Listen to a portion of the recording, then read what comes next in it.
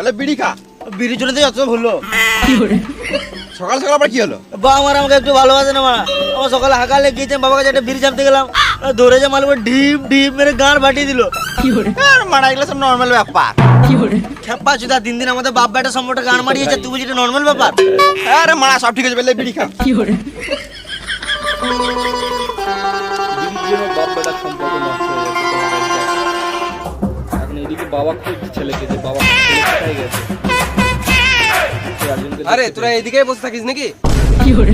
এরা যেহেতু ভয়তে পালিয়েছে, জানে যে কিসের জন্য জিজ্ঞাসা করছে। সুদে বাবা খুঁজে পেয়েছে।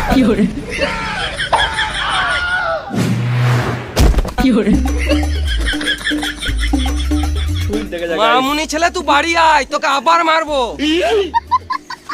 একে কি বলে? আরে তুই আমার ছেলেকে বিড়ি খাওয়া শিখাচ্ছিস? না গো,